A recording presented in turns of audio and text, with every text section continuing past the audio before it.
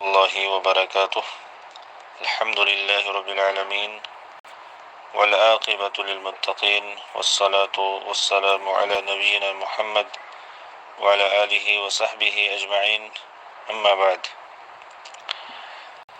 عزیز طلبہ، عید کے بعد دوبارہ آپ سے ملاقات ہو رہی ہے۔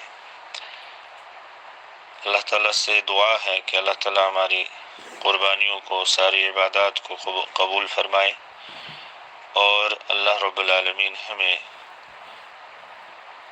علوم شرعیہ کو اچھی طرح سے پڑھنے، سمجھنے اور ان کو اپنے سینوں میں محفوظ کرنے کی توفیق اور ہمت اور حوصلہ عطا فرمائے۔ عزیز طلبہ، تجوید کا درس نمبر 44 ہمارے سامنے ہے۔ اس سے پہلے دروس میں ہم نے موقوف کے بیان کو کچھ قدر پڑھا۔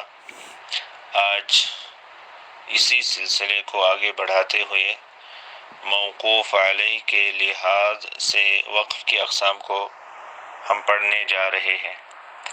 موقوف علیہ اس لفظ یا اس کلمے کو کہتے ہیں جس پر انسان تلاوت کے دوران رکتا ہے، اس پر وقف کرتا ہے۔ تو اس کلمے کے لحاظ سے وقف کی کچھ قسمیں ہیں۔ نمبر 1، وقف بالاسکان، جس پر وقف کیا اس کو ساکن کر دیا جائے، جس کلمے پر وقف کیا اس کو ساکن کر دیا جائے۔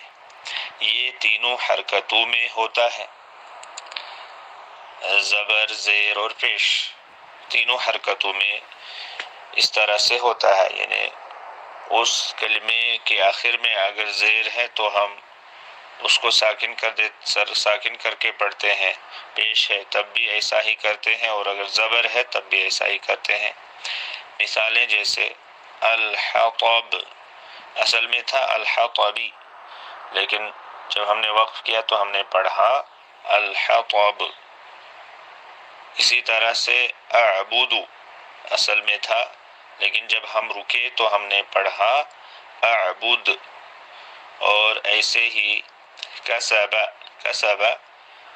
اصل میں با کے آخر میں، با کے اوپر زبر تھا تو ہم نے جب اس پر وقف کیا تو ہم نے کسب پڑھا۔ نمبر 2، وقف بالروم، موقوف علیہ کی حرکت کے تہائی حصہ پڑھنے کو روم کہتے ہیں۔ یہ وقف زیر اور پیش میں ہوتا ہے، 2 زیر 2 پیش بھی اسی میں شامل ہیں۔ مثال کے طور پر القومی، ہم پڑھتے ہیں القومی، یہ میم کے نیچے زیر ہے، تو جب ہم رکیں گے اس کلمے پر تو ہم القوم، تو میم کی جو حرکت ہے اس کا تہائی حصہ ہمیں پڑھنا ہے جب ہم میم پر وقف کریں گے۔ القوم، میم کی زیر کا تہائی حصہ ہم ادا کریں گے۔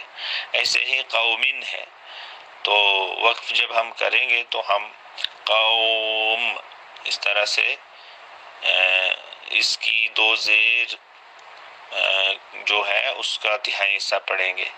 اور رسول، اس میں بھی ایسا ہی ہوگا، الرسول یا رسول، رسول،